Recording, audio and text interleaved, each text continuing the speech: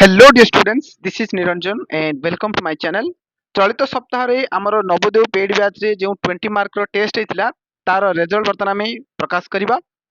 Top 5 रे को student मान अछंदी समानकर नाम अनाउंसमेंट करिबा। रैंक 1 रे अछंदी कमलेश्वर महंत, डिस्ट्रिक्ट होची केउंझर, से स्कोर करछंदी 20 मार्क।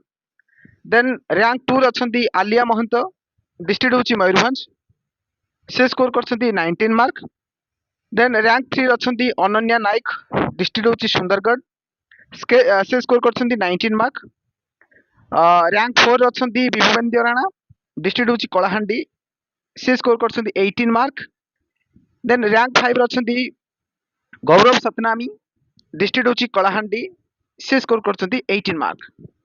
तो टॉप 5 रे जो स्टूडेंट मान अछंदी सेमानकु मो तरफरु हार्टली कांग्रेचुलेशंस।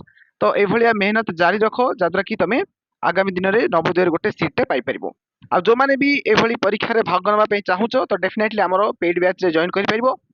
तो पेड बैच रे जॉइन करिया पे स्क्रीन रे जो नंबर देखाउची नंबर सहित जोगाजोग करो और Niranjan sir Odisha application install करी तमे पढ़ापढ़ी आरंभ करनियो। तेबे चलो वीडियो को शेष करबा। कीप रन की ग्रोइंग। धन्यवाद।